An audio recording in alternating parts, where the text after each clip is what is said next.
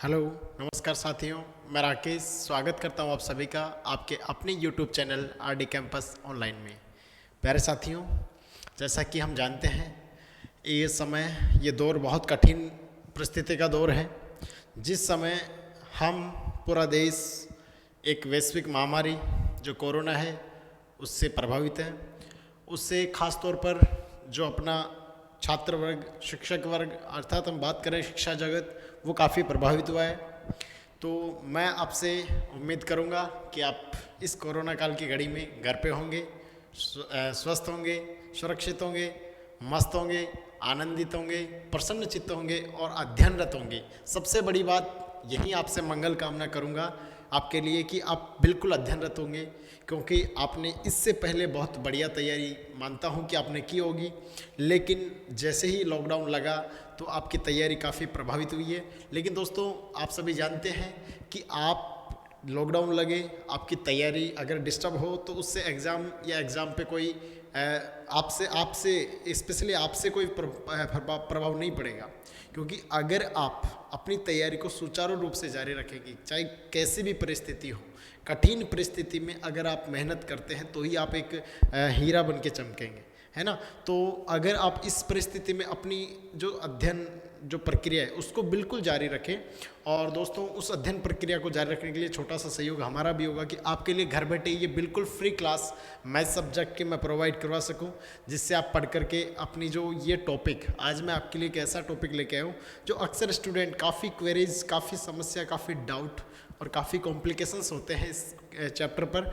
तो आज मैं इस चैप्टर को बहुत बारीकी से आपके पास पेश करूंगा।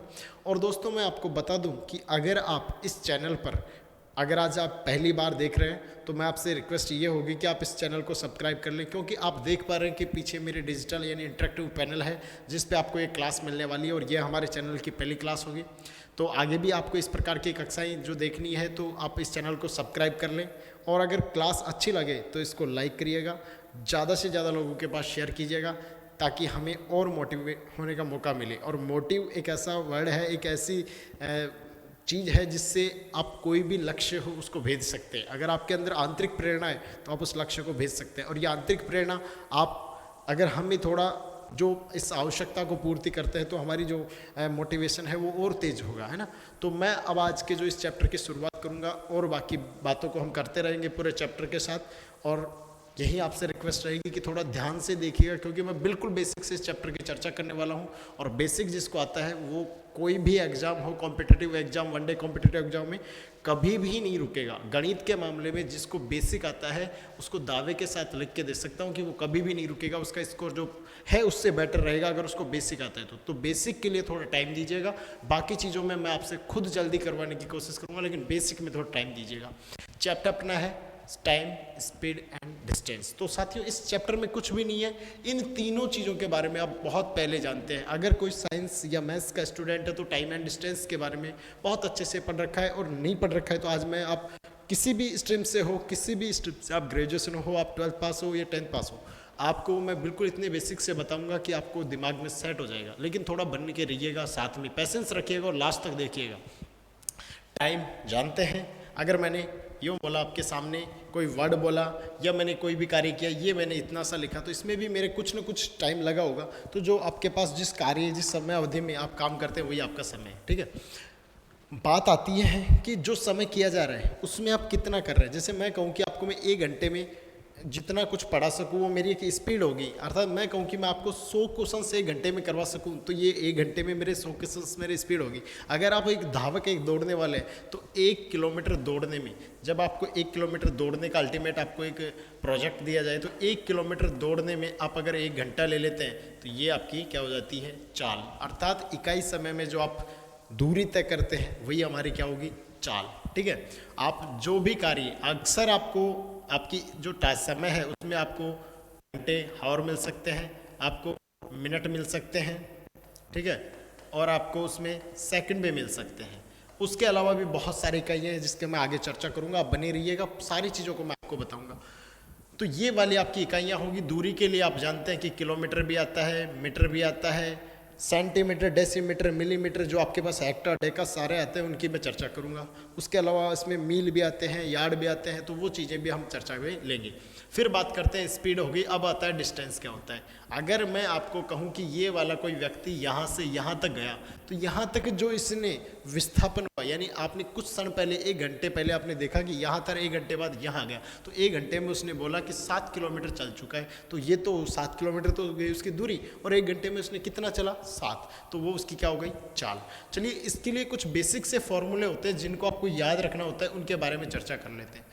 ये कुछ 3 फॉर्मूले होते हैं, जैसे कि चाल बराबर दूरी बटे समय, जो सब जानते हैं कि अगर चाल आपको ज्ञात करनी, क्यों, क्योंकि आपने चाल का जो इकाई यूनिट मेजरमेंट जो आप यहाँ पे देख रहे हैं उसमें देखा होगा कि मैंने कहा 7 किलोमीटर को आप 1 घंटे में तय कर रहे हैं, तो देखो कि ये क्या है, दूरी, ये क्या है, दूरी, और नीचे जो है घंटा यानी कि समय, तो आपके पास दूरी बटे क्या हो गया, समय, और इस पूरे को क्या बोलते हैं, चाल। अर्थात यहीं से फॉर्मूला निकलता है चाल बराबर दूरी बटे समय, ये आपके पास होगा, और ये नॉर्मली आप जानते हैं, बेसिक चीज़ है। उसके बाद दूरी, दूरी क्या होती है, तो आपको मैं बताऊं कि आपको अगर मैं ये छोटा सा क्वेश्चन दे दूं कि आप 7 किलोमीटर को ही, या आप यूँ कह दूं कि 9 किलोमीटर की दूरी को आप 2 घंटे तय करते हैं, तो आप 2 घंटे में 9 किलोमीटर की दूरी को तय करते हैं। या मैं इस तरीके से कहूँ कि आपके पास 9 किलोमीटर घंटे आपकी चाल है, 9 किलोमीटर प्रति घंटे आपकी क्या है, चाल है, और अगर आप 1 घंटे में 9 किलोमीटर दौड़ सकते हैं तो 3 घंटे में कितना दौड़ेंगे, तो आप कहेंगे कि इसको मैं गुणा करूं 1 घंटे में 9 तो 3 में 27, अर्थात वो क्या हो गई, मेरी दूरी।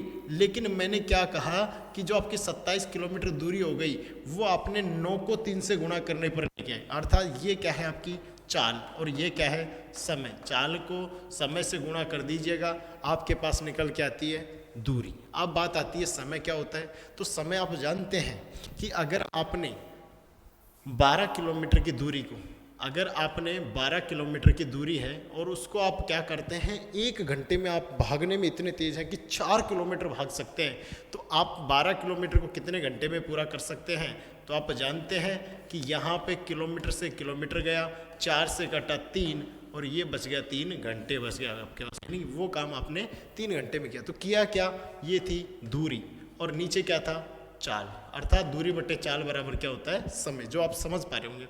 अब इसमें एक बढ़िया चीज़ आपके सामने आती है, और वो चीज़ क्या आती है, ध्यान से सीखिएगा। जैसे कि ये फॉर्मूला है, तो इसमें आपको एक कुछ चीज़ दिखाई दे रही होगी कि चाल बराबर दूरी है, चाल बराबर दूरी है, अर्थात इसका जो अनुपात होगा वही इसका होना चाहिए, ये समानुपाती होना चाहिए। तो लेकिन यहाँ पे ये इसका उल्टा है। दूसरी बात मैं आपसे इस तरीके से सिखाऊं कि ये वाला मेरे पास पॉइंट है और इस पॉइंट से मुझे जाना है, मैं आपसे कहूँ कि आपको इस पॉइंट से इस पॉइंट तक जाना है और वापस इसी पॉइंट से वापस आना है, इस तरीके से सिखाऊंगा कुछ। तो यहाँ से मान लीजिएगा कि ये ए है और ये बी है, ये आपके पास ये भी ए और बी है, ये रिटर्न में है, इधर जा रहा है और ये इधर आ रहा है। मैंने कहा कि आपके पास ये जो दूरी है वो निश्चित है। ये पहली कंडीशन इस तरीके से आएगी, जब निश्चित हो क्या, दूरी, जब निश्चित होनी चाहिए क्या, दूरी। तो इस वाली कंडीशन में क्या होगा, ध्यान से सीखिएगा। मान लीजिए आपने दूरी निश्चित है कि आपको चलना डी, डिस्टेंस बोलते हैं दूरी को, तो इसको मान लीजिए कि ये डी आपकी दूरी है, तो यहाँ से भी ये डी दूरी जा रहा है और यहाँ से भी आएगा तो क्या आएगा, डी दूरी, गया भी डी आया भी डी, यानी कि एक बार डी कितना, 2D। अगर वो आने जाने में पूरी दूरी पूछ ली जाए तो कुल दूरी कितनी, 2D।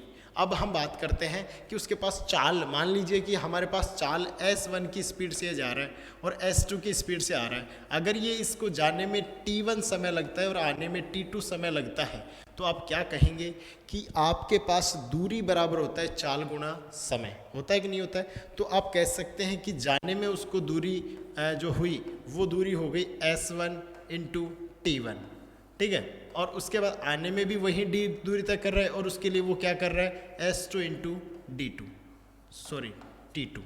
उसके बाद एक डी की वैल्यू कहीं भी रख लो, आपके पास समझ में आ जाएगा कि मैं क्या सिखाना चाह रहा हूँ। अगर आपसे मैं कहूँ कि इस डी, मैं आपसे क्या सिखाने की कोशिश कर रहा हूँ कि इस डी की जगह आप वैल्यू रख दीजिए क्या, देखिए मैंने कहा कि आप अगर मान लीजिए कि इस डी की जगह ऊपर वाली इसको वैल्यू को रख दीजिए, तो आप क्या कहेंगे कि S1 T1 बराबर हो जाएगा S2 T2। अब आप यहाँ से S1 को S1 की तरफ ले आइए तो S1 बटे S2 हो गया और बराबर में हो गया T1 बटे T2। अर्थात क्या सीख पाए, देखो ध्यान से सीखिएगा, सॉरी यहाँ से ऊपर आएगा T2, ठीक है। यहाँ क्या था इधर T2 और इधर बटे में आएगा वो क्या आएगा T1।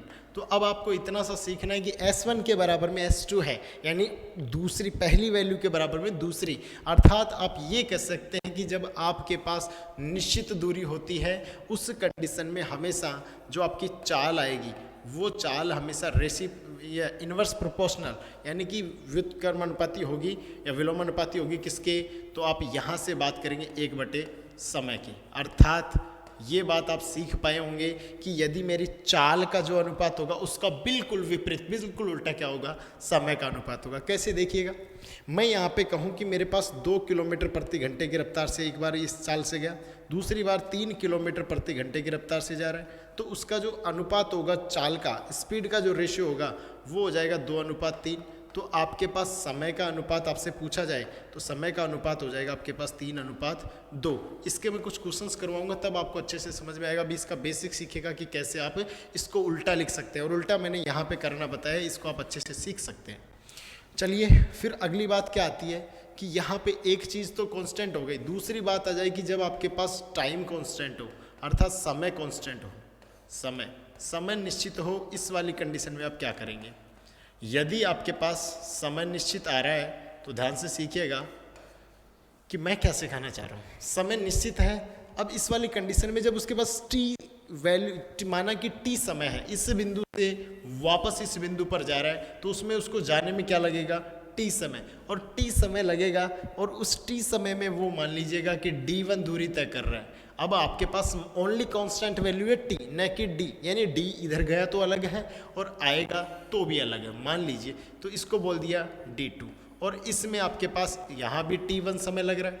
और आप जानते हैं कि जब d1 इसकी दूरी है और s1 आपके पास इसकी क्या है, चाल, और यहाँ पे आप कहेंगे कि s2 इसकी क्या है, चाल। अब आप कहेंगे कि मेरे पास समय बराबर होता है चाल बराबर दूरी बटे चाल, यानी कि d1/s1 मेरे पास होगा, और दूसरी वाली कंडीशन में t बराबर हो जाएगा d2/s2। इसका बिल्कुल वही सिस्टम जो पिछले वाले में किया वही करेंगे। आप कहेंगे कि एक t की वैल्यू कहीं भी ले आओ, अर्थात d1/s1 बराबर आपके पास आ जाएगा d2/s2।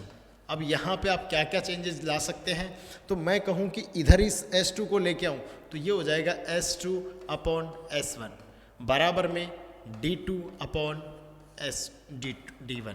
तो देखो यहाँ भी 2 दूसरी चाल दूसरे दूरी के अनुपात में है और यहाँ पहली चाल पहले के, अर्थात इसका ये पर्पस कॉन्क्लूजन निकल के आता है कि हम यहाँ से कह सकते हैं कि जब समय कांस्टेंट होगा तो उस वाली कंडीशन में जो आपके दूरी है उसी के अनुपात अर्थात समानुपात में प्रोपोर्शनली होगी क्या, स्पीड, अर्थात जो आपके पास चाल होगी। तो ये वाली कंडीशन आपको ध्यान रखनी है।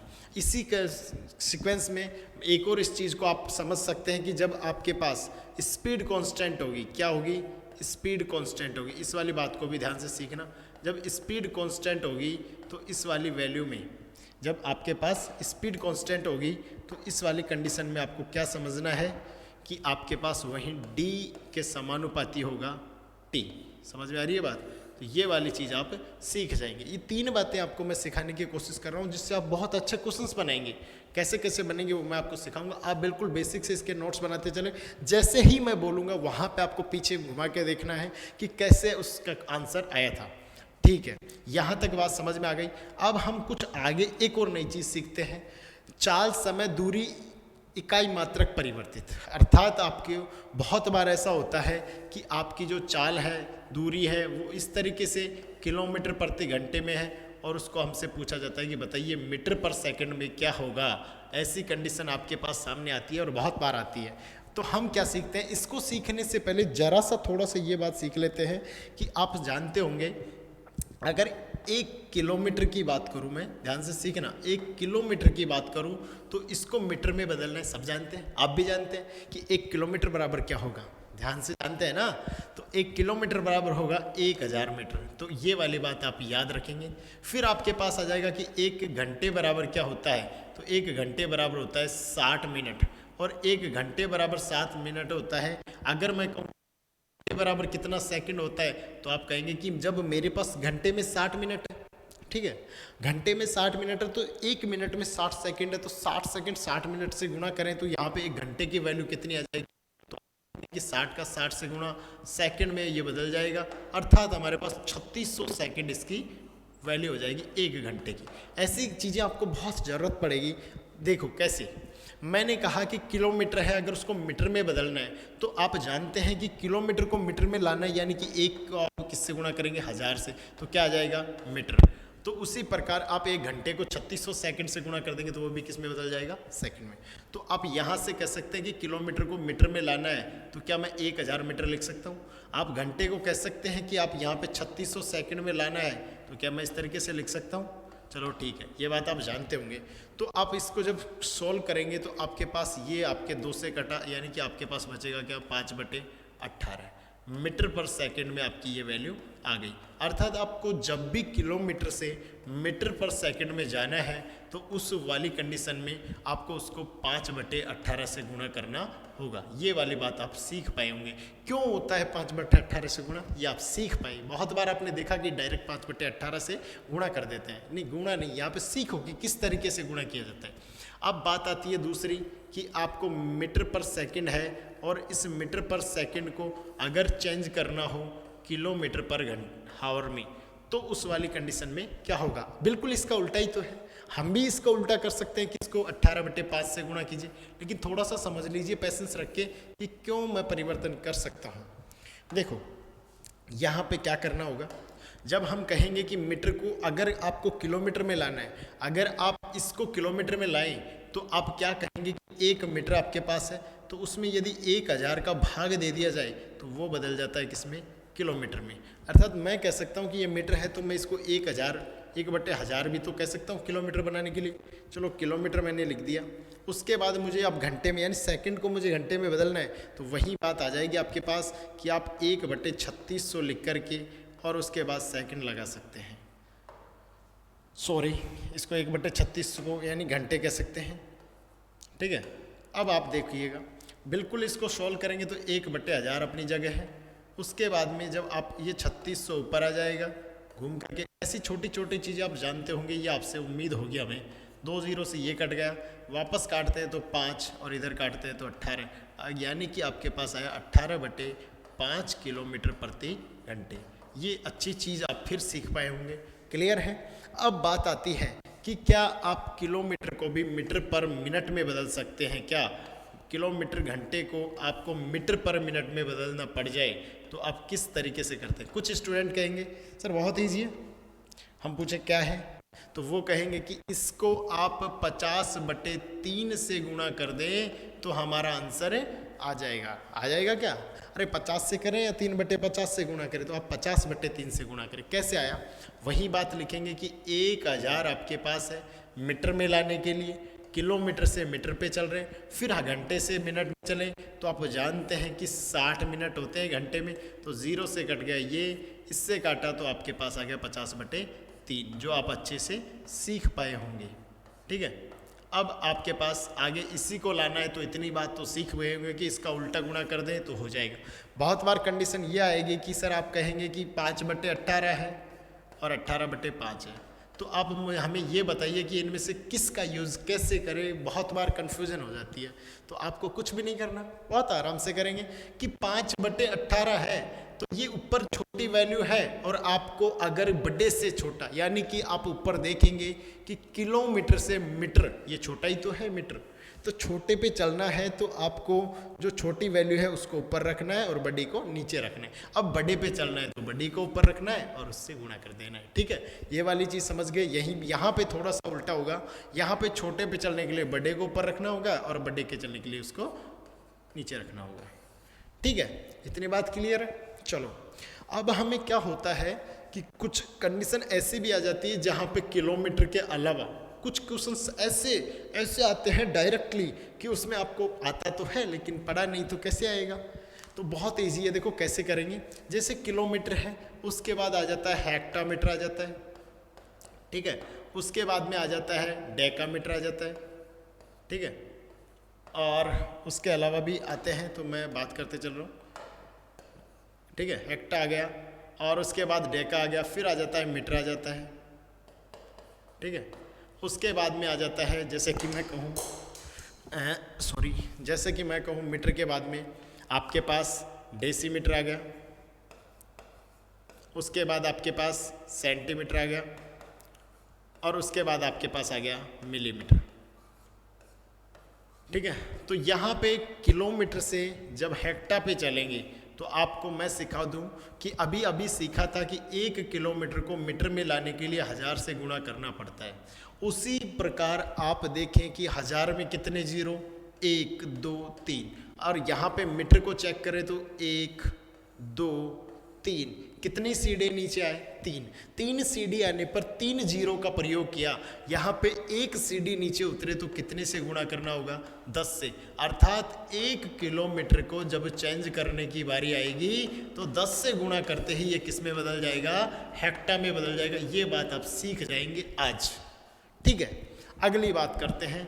चलिए, वहाँ पे 3 स्टेप नीचे आए थे, अब 2 स्टेप नीचे आएंगे, लेकिन इससे इस पे आने पर तो आपको वही गुणा करना होगा। किससे भाई, वहाँ से यहाँ आने पर गुणा करना होगा 10 से। अगर मैं कहूँ कि यहाँ से फिर नीचे आएंगे तो वही बात हो जाएगी 10 से। ठीक है। अगर मेरे पास ये वाली कंडीशन समझ में आ रही तो मैं कहूँगा कि अगर मुझे यहाँ से यहाँ आना है, यहाँ नहीं यहाँ, यानी 2 स्टेप नीचे, तो कितना जीरो यूज़ करूँगा गुणा में, 2 जीरो। 2 स्टेप 2, 3 स्टेप 3, तो मुझे डायरेक्टली इससे डायरेक्ट सेंटीमीटर में आना है, किलोमीटर से सेंटीमीटर में आना है। तो देखिएगा 1 से चले, यहाँ पे देखो 1 2 3 4 5 6, तो 5वीं स्टेज यानी कि आपको यहाँ पे 5 जीरो लगा देना है और इससे गुणा, या कह सकते हैं 10 की घात 5 से आप गुणा कर दें तो आपके पास किसमें डायरेक्ट किलोमीटर से सेंटीमीटर में चेंज हो जाएगा। फिर बात यहाँ पे आती है, ये तो सीख गए कि ऊपर मुझे चलना हो, अर्थात मुझे मिलीमीटर है और मिलीमीटर से मुझे किलोमीटर में जाना है, तो क्या करना होगा, बहुत आसान है कि वहाँ से 6ठी सीढ़ी पर मिलीमीटर आता था, 6ठी सीढ़ी पर मैं ऊपर चला जाऊँ, और ऊपर जाने के लिए मुझे हमेशा भाग देना होता है, अर्थात 10 की घात 6 का भाग दे दूंगा तो वो मेरे पास किस में आ जाएगा, किलोमीटर में आ जाएगा। आसानी से सीखे ना, बहुत अच्छे से सीखेंगे। और ऐसे बहुत ट्रिक क्या कॉन्सेप्ट भी सीखेंगे। बेसिक जिसके पास होगा ना वो आज के ज़माने में आगे होगा, और होना चाहिए। एक्सपर्ट वही है जिसके पास बेसिक है। ठीक है। अगले बात करते हैं, ये भी आप सीख गए होंगे।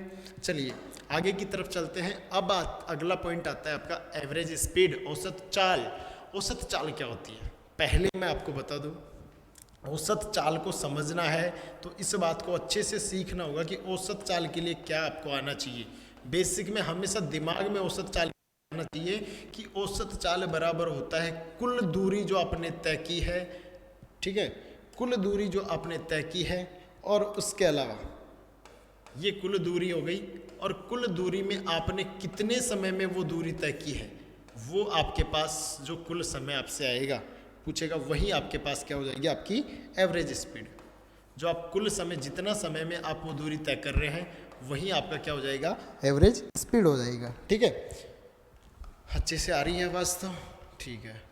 तो यहाँ पे कुल जो समय होगा उसी में आपके क्या हो जाएगा, एवरेज स्पीड हो जाएगी। इतनी बात समझ में आई।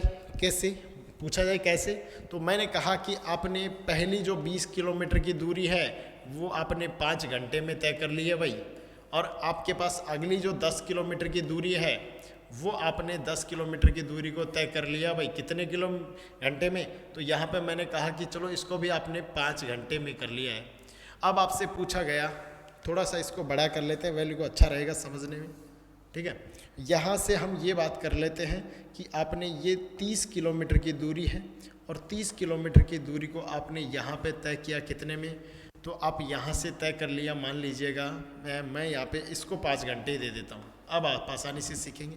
तो पहली जो दूरी है, यानी कि आपने उस पूरी दूरी में से पहली दूरी मान लीजिए, या एक तरफ की दूरी मान लीजिए, एक तरफ 20 किलोमीटर चल लिया आपने, दूसरी तरफ आपने 30 किलोमीटर चल लिया, तो टोटल दूरी आपने तय की कितने की, 50 किलोमीटर। कितनी दूरी तय की, 50 किलोमीटर। और आपकी एवरेज स्पीड आपसे पूछी जाए तो आपने यही सीखा है कि कुल दूरी बटे कुल समय, और कुल समय कितना लग गया इसमें, 10 घंटे। तो 10 घंटे लगे, यानी कि आप कहेंगे कि मेरे पास एवरेज स्पीड मेरी हो जाएगी देखिएगा 10 पंजे 50 किलोमीटर हो गया, और 5 5 10 हो गया, है ना, इसमें भी 5 हमें पूछा क्या है कि एवरेज स्पीड क्या होगी, कुल समय आपके पास ये 5 घंटे ले रहा है इसमें, और ये भी 5 घंटे ले रहा है 20 किलोमीटर की दूरी में, तो आपके पास टोटल 10 घंटे यानी कि 5 किलोमीटर प्रति घंटे की आपकी एवरेज स्पीड हो जाएगी। ठीक है, क्लियर यहाँ तक। अब हम बात करते हैं आगे। ये था फॉर्मूले से जुड़ी हुई बात। फिर मैं आपको और कुछ सिखाने की कोशिश करूँ तो फॉर्मूले से जुड़ी हुई बात तो आप सीख गए, अब आपको और 2 महत्वपूर्ण कॉन्सेप्ट इसमें सिखाने वाला हूँ, जिसमें आप क्या सीखने वाले हैं देखिएगा।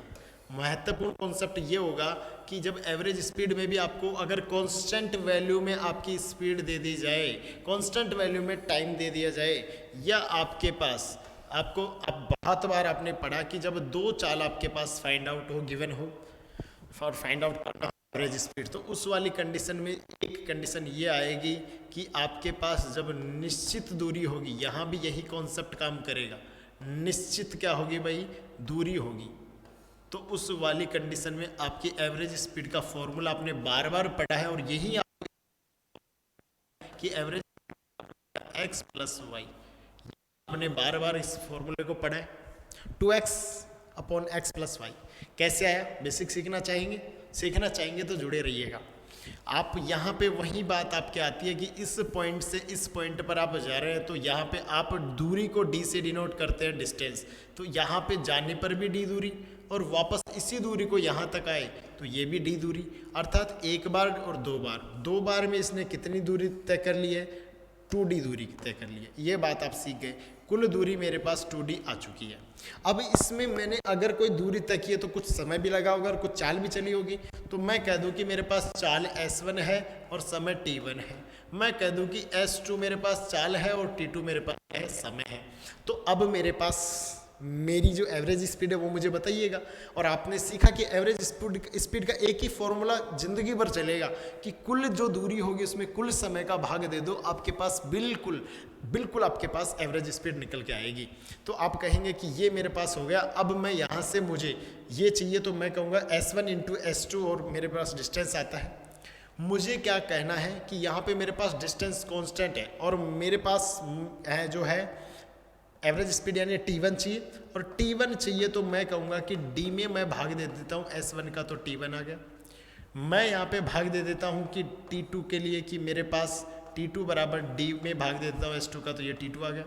अगर t1 और t2 को मैं जोड़ दूँ, t1 प्लस t2, तो यही मेरे पास मेरी एवरेज स्पीड निकल के आएगी। तो आप ये जोड़िए, आप जोड़ेंगे तो d upon s1 plus d upon s2, और यहाँ पे आप कहेंगे कि मेरे पास ऊपर यहाँ पे क्या हो जाएगा, तो सीखिएगा, क्या सीखने की कोशिश कर रहे हैं हम, ये सीखिएगा कि आपके पास इसको इधर देंगे तो आप s2d आ गया, इधर आपके पास देंगे क्योंकि इसका जब एलसीएम लेंगे, ये और सीख लीजिएगा थोड़ा सा, जब इसका एलसीएम लेंगे तो एलसीएम लेने पर इसका आ जाएगा s1 s2, और s1 का भाग दिया तो s2 बचेगा, इससे गुणा करेंगे तो d s2 हो गया, इसमें आप भाग देंगे s2 का तो s1 बचेगा, d s1 हो गया। यहाँ पे एक चीज़ कांस्टेंट है d, तो d को कांस्टेंट निकाल लिया और अंदर आ गया s2 प्लस s1 भी कह सकते हैं या s1 प्लस s2 भी कह सकते हैं, और अपॉन में क्या आ रहा है s1 s2। यहाँ पे मैं लाके रखता हूँ वैल्यू को, तो 2d बराबर हो जाएगा अपने पास t1 t2 के लिए क्या आ जाएगा, d upon s1 plus s2 बटे अपने पास s1 गुणा s2। मैं इसको थोड़ा सा ट्रांसफ़र करता हूँ तो मेरे पास 2d बराबर हो जाएगा क्या, यहाँ पे ये d से d कट जाएगा और s1 प्लस s1 नीचे रह जाएगा और ऊपर ये आएगा, तो अपने पास इस d की जगह कटने के बाद ये कट गया था अपने पास, और कटने के बाद में अपने पास d की गुणा हो जाएगी किससे, सॉरी 2 की, है ना, ये d कट गया था और अपने पास बचा था 2, और 2 से गुणा हो जाएगा s1 s2। इसीलिए ये फॉर्मूला आपका बना था कि 2xy यानी s1, ये हो जाएगा s2, ये हो जाएगा s1, और ये, और जो फॉर्मूला बना था वो इसी तरीके से बना था। बिल्कुल फॉर्मूला बनाना जान गए होंगे कि कैसे ये फॉर्मूला बना था, है ना। अच्छी बात है ना कि आपको ये भी पता लग गया कि फॉर्मूला बना कैसे है।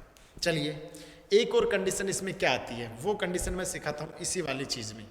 देखिएगा मैं अगले पेज पे आपको सिखाता हूँ कि जब आप एवरेज स्पीड में 2 चालों की बात कर रहे हैं, दो स्पीड की बात कर रहे हैं, तो इस वाली कंडीशन में क्या होगा, पहला मैंने बता दिया, इसमें दूसरी कंडीशन जब आएगी तो इस वाली कंडीशन में आपको क्या ध्यान रखना है, इस वाली कंडीशन में ध्यान रखना है कि जब समय निश्चित हो, पहले दूरी निश्चित थी, इसमें समय निश्चित हो, तो ज़्यादा टाइम खर्च न करके अब डायरेक्ट मैं सिखाऊंगा। उसके बाद अगर आपको ऐसा है कि मुझे सर ये भी चाहिए तो मैं आपको बताऊंगा, लेकिन इसमें एवरेज स्पीड का जो फॉर्मूला होगा, ठीक है, एवरेज जो स्पीड का फॉर्मूला होगा वो हो जाएगा x plus y upon two, x plus y upon to.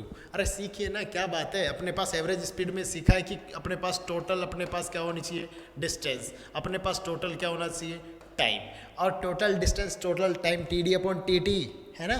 तो अपन बात क्या करेंगे कि एवरेज स्पीड में हम जानते हैं कि इससे यहाँ चले और इससे यहाँ आए, तो अब इसमें लगने वाला समय समान है बस, और कुछ नहीं है। d1 तो आपने दूरी तक की, s1 आप स्पीड से चले, d यहाँ पे भी आपने t समय लगा, और यहाँ पे d1 से गए, d2 से और s2 से चाल से गए। तो वही बात आ जाएगी कि आपके पास t, आपको टोटल टाइम यानी कि नीचे हो जाएगा T D upon two T, ठीक है। इसके बाद टी डी टोटल डिस्टेंस निकालना है, तो क्या होता है, इन दोनों का आपस में या तो गुणा कर दीजिए, तो इन दोनों का आपस में जब गुणा करेंगे तो ये हो जाएगा s1 इंटू टी बराबर d1, और उसके बाद s2 into T upon d2।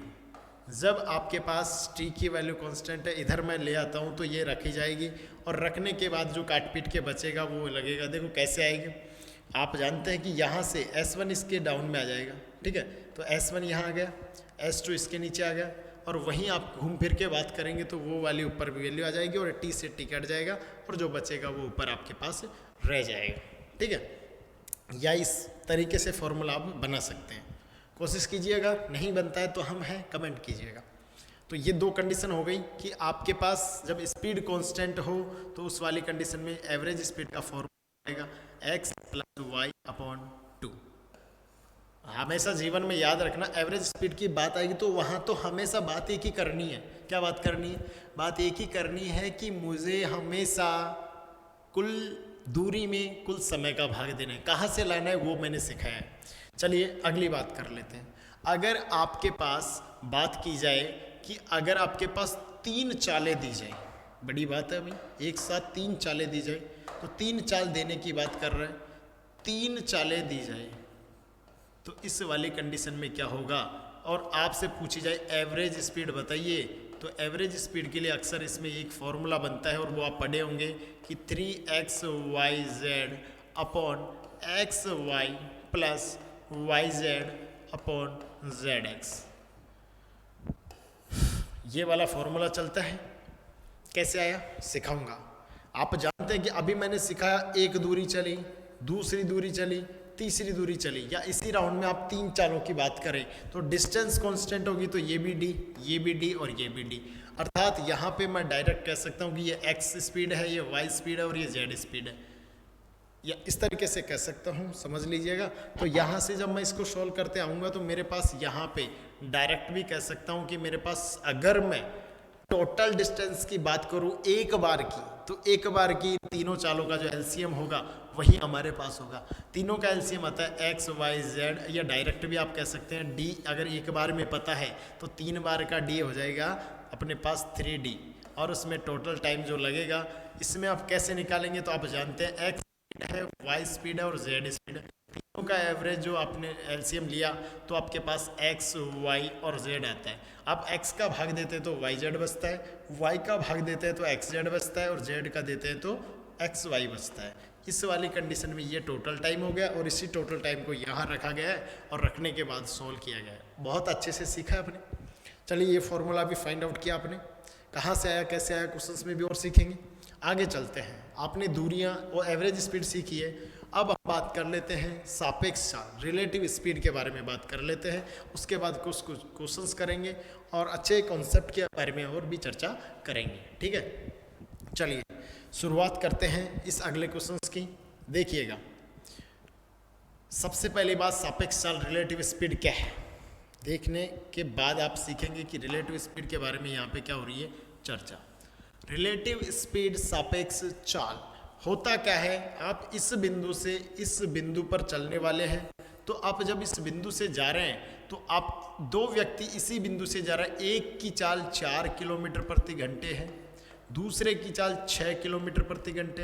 अरे मुझे बताइएगा, जब ये दूरी तय करेंगे तो दोनों ही 1 घंटे में 4 तो कांस्टेंट वैल्यू होगी कि नहीं, तो आप ये दोनों 1 घंटे में 4 किलोमीटर तो चलेंगे ही चलेंगे। अब बात आती है कि ये एक्स्ट्रा कितना चले, अर्थात जो दो कंडीशन इनमें निकल के आती है। पहली कंडीशन ये होगी कि जब समान दिशा में चले, पहली कंडीशन क्या आएगी, समान दिशा, और दूसरी कंडीशन आएगी जब विपरीत दिशा में चले। दूसरी कंडीशन ये होगी जब विपरीत दिशा में चले। तो समान दिशा और विपरीत दिशा दोनों की बात आपको करनी। समान दिशा में चले तो सापेक्ष चाल की यानी रिलेटिव स्पीड की बात आए तो वो आपके हो जाएगी क्या, सापेक्ष चाल आपके हो जाएगी चालों का अंतर। चालों का अंतर कैसे आया ये भी कभी सिखाएंगे फुर्सत के पलों में। और दूसरी बात, जब विपरीत की कंडीशन आ जाए, विपरीत कंडीशन में तो वहाँ सापेक्ष चाल के लिए पूछा जाए तो आप क्या बताएंगे, वहाँ सापेक्ष चाल आपकी हो जाएगी चालों का योग। चालों का योग अर्थात सीख पा रहे होंगे, दो वस्तुएं एक तरफ जा रही है तो उनके जो चालों का अंतर होगा वही आपकी सापेक्ष चाल होगी। और उसमें क्या क्या क्वेश्चंस बन सकते हैं, क्वेश्चंस इस तरीके से बनेंगे कि आप मान लीजिए कि एक चल रहा है 7 किलोमीटर प्रति घंटे की रफ्तार से और दूसरा चल रहा है 9 किलोमीटर प्रति घंटे की रफ्तार से। अब आपसे कहा जाए कि बताइए मुझे कि ये 2 घंटे बाद कितनी दूरी तय कर पाएंगे। ठीक है, तो यहाँ से 2 घंटे में तय की गई दूरी में आपको सापेक्ष चाल के अकॉर्डिंग चलना है। तो ये 7 और ये 2, इन दोनों के बीच का जो डिफरेंस होगा वो होगी 2 किलोमीटर प्रति घंटे। तो ये कितने 2 घंटे बाद में, 2 घंटे बाद में आपके पास 2 घंटे बाद में आपके पास ये कितनी दूरी पर होंगे, ये वाली बात आपको सीखनी है। तो 2 घंटे में जो होंगे वो देखिएगा, इनके सापेक्ष चाल 2 किलोमीटर प्रति घंटे। आप 2 घंटे में ये चल रहे हैं तो 2 घंटे में इससे गुणा कर देंगे, वही इनके पास इनकी प्रारंभिक बिंदु से दूरी हो जाएगी। कुछ क्वेश्चंस करेंगे आराम से सीख पाएंगे। और सापेक्ष चाल में अगर विपरीत दिशा की बात आएगी तो वहाँ पे चालों का योग होगा। कैसे, ये मेरे पास बीच का मिड बिंदु है, यहाँ से एक व्यक्ति इधर जा रहा है एक इधर जा रहा है, ये विपरीत हो गई।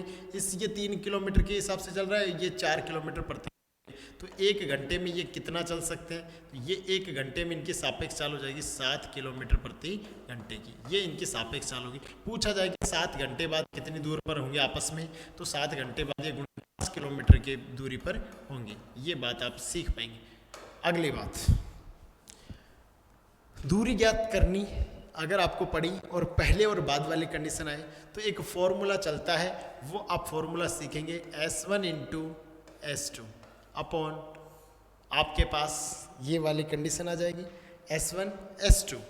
ठीक है, और उसके अलावा यहाँ पे फॉर्मूले में कुछ वैल्यू इस तरीके से भी आएगी आपके पास, जिसमें आपके पास S1 माइनस S2 भी आएगा और डेल टाइम आएगा। ठीक है, ये वाली कंडीशन आएगी और एक ये भी आएगी, जहाँ पे आएगी उसके अनुसार हम बताएंगे। और ये इसके अलावा S1 plus S2 into del time, जहाँ जहाँ आएगी उसके अनुसार सीखेंगे। ये कंडीशन कैसे आएगी उसके बारे में भी हम चर्चा करेंगे जब यहाँ पे पहले और बाद वाली कंडीशन आएगी। तो क्वेश्चंस कर लेते हैं कुछ।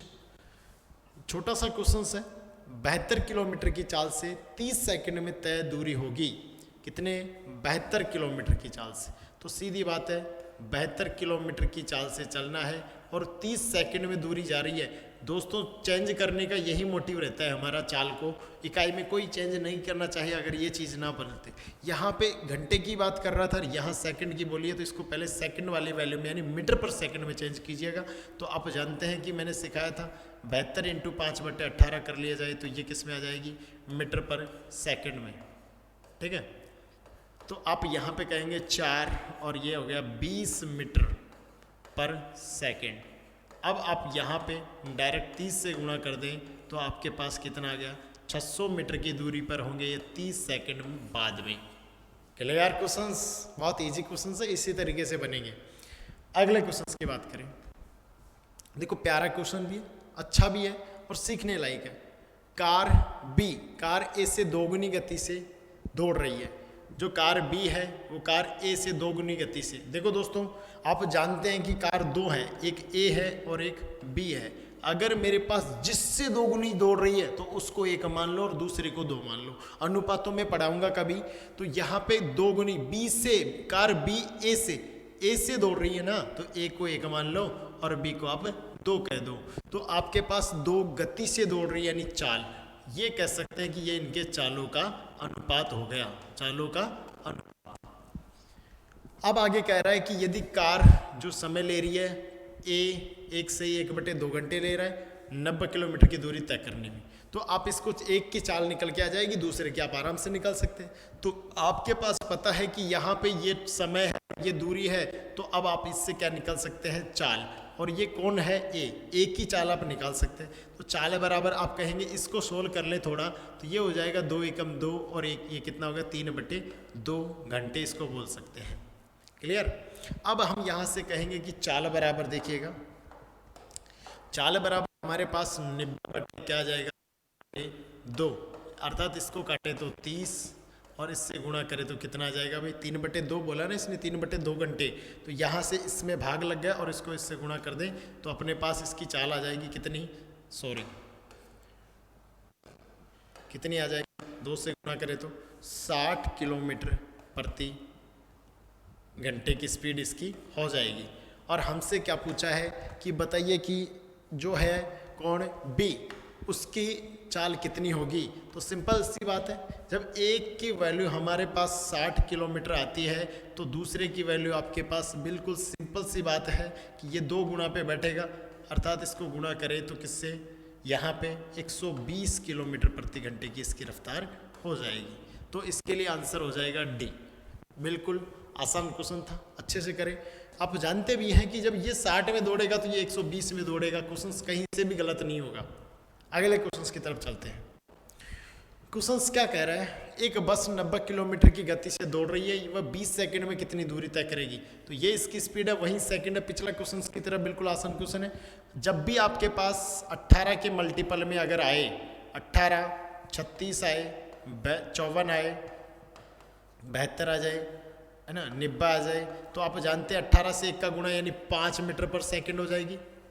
अगर आपके पास 36 आया तो 36 को 5/18 से गुणा करें तो आपके पास 18 दूनी 36 यानी कि 10 मीटर आ गई, 10 मीटर पर सेकंड आ गई। उसी प्रकार आपके पास 90 है तो 18 का 5 गुना, अर्थात ये कितना हो जाएगा 25 मीटर पर सेकंड आपकी इसमें स्पीड हो गई। 20 सेकंड में तय करने के लिए बोला है तो गुणा कर दीजिए, आसान हो जाएगा। 0 आ गया, 50 आ गया, यानी कि 500 मीटर की वो दूरी तय करेगा। बहुत आसान तरीके से क्वेश्चंस को बनाएंगे अगर ये वाले चीज़ आपको आती है। क्या सीखना है इसमें कि जब भी आप जानते हैं 18 किलोमीटर प्रति घंटे की रफ्तार है, अगर इसको चेंज करना है तो 5/18 से चेंज करें तो 18 से 18 गए 5 आ गया। यहाँ पे 36 आए तो 2 बार घटेगा, यहाँ पे 54 आए तो 3 बार घटेगा, यहाँ अगर आप 72 आए तो 4 बार घटेगा, 90 आए तो 5 बार घटेगा। तो अब जो भी घटेगा उससे इसको गुणा करना होगा। तो आपके 5 जब 90 में आता है तो 25 मीटर पर सेकंड इसकी स्पीड और 20 सेकंड से इसको गुणा करना था, ये 500 मीटर की दूरी आपके पास आ गई। बहुत आसान से आप समझ पाए होंगे। चलिए अगले क्वेश्चन की तरफ चलते हैं। X तथा Y एक ही समय में क्रमशः 12 किलोमीटर घंटे और 16 किलोमीटर घंटे की गति से चले तो 3 मिनट बाद उनके बीच की दूरी ज्ञात कीजिए। दोनों के बीच की दूरी ज्ञात करवा रहे हैं। 3 मिनट बाद X और Y एक ही समय में चल रहे हैं। इनका बिल्कुल सबसे पहले प्लस पॉइंट तो ये देखिएगा कि ये एक ही समय में चल रहे हैं, यानी कि आपके पास कांस्टेंट क्या है, टाइम कांस्टेंट है। ठीक है, और आपसे कह रहा है कि ये 3 मिनट बाद कितनी दूरी पर होंगे। तो सिंपल सी बात है, अगर आपके पास इनकी एक ही दिशा में चल रहे हैं तो एवरेज स्पीड आपको पता होगी, गति से चल रहे हैं, आसान सी बात है। 3 मिनट की बात के पूछा है तो 12 किलोमीटर प्रति घंटे की रफ्तार से पहला हो गया, दूसरा हो गया 16 किलोमीटर प्रति घंटे की रफ्तार से।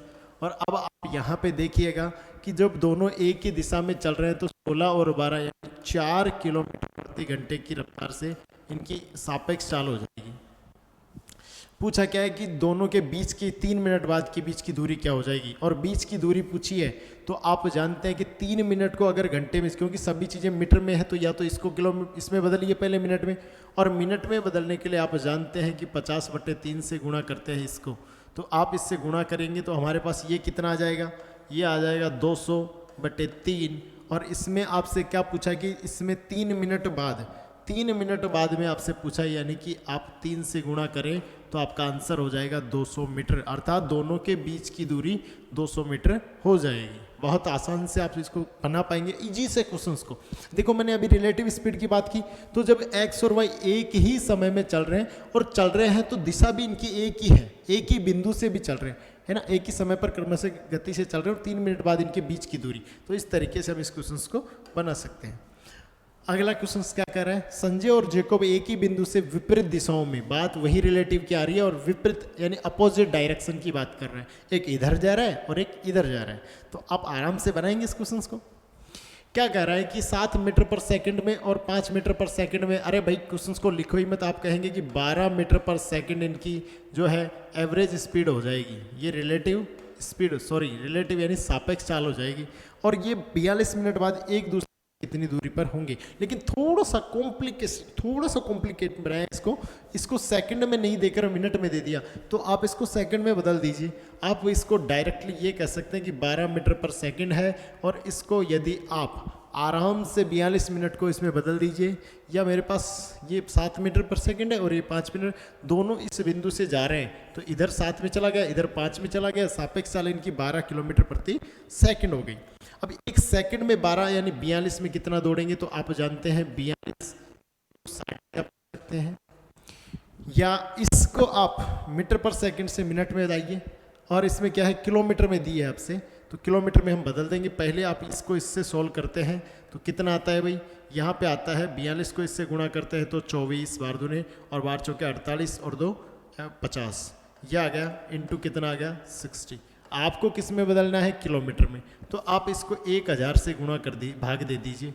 आपको किलोमीटर में चाहिए, ये मीटर पर मिनट में सेकंड में है, इसको इसमें चाहिए, तो आप 0 से 0 को काट दीजिए, और अब आपके पास यहाँ से जब इसको गुणा करके आप इसको गुणा करेंगे तो कितना आ जाएगा, या इसको बाद में काटेंगे, 6 यहाँ से कितना हो गया 24, और ये आ गया, और 6 पंजे 30 हमारे पास ये आ गया, और उसके बाद 2 0 छोड़कर यानी 30.24 किलोमीटर की ये दूरी तय कर पाएंगे। ठीक है, अच्छे से सीखा आपने, क्या कुछ नहीं था, सापेक्ष चाल रिलेटिव स्पीड की बात हुई थी, रिलेटिव स्पीड हमने निकाली, फिर ये 42 मिनट में जा रहा है, जबकि हमारे पास सेकंड वाली स्पीड है, तो मिनट को सेकंड में बदलने के लिए 42 मिनट में कितने सेकंड होते हैं, 60 से गुणा कर दो। जब 60 से गुणा करने के बाद ये आया तो आपसे यहाँ पे ऑप्शन में किलोमीटर बोला, तो जब मीटर को किलोमीटर में बदलना है तो आप 1000 से भाग, यानी कि 1000 से भाग दिया और अपना आंसर आ गया। चलिए आगे चलते हैं। अब देखिए अगला क्वेश्चन, कार ए की गति 80 किलोमीटर प्रति घंटा है, यह 6 घंटे में एक निश्चित दूरी को तय करती है। कार बी उसी समय कार ए से 60 किलोमीटर दूरी को कम दूरी तय करती है उसी समय, तो कार बी की गति कितनी होगी। पहली बात तो आपके पास ए की चाल कितनी है, 80 किलोमीटर प्रति घंटे की, ये ए की चाल है, और ये 6 घंटे में एक निश्चित दूरी तय करती है, तो आप यहाँ से देखिएगा कितना हो गया, 480 किलोमीटर हो गया, 8 6 48, और 480 किलोमीटर की दूरी तय करती है किसी समय में। तो कार बी उसी समय में, समय कांस्टेंट है, समय कांस्टेंट है, और यहाँ पे 80 किलोमीटर की दूरी कम तय करती है, यानी 480, यहाँ पे 60 किलोमीटर की दूरी कम तय करती है। तो आप यहाँ से निकालें तो वो कितनी दूरी तय करती है, 420 किलोमीटर की दूरी तय करती है।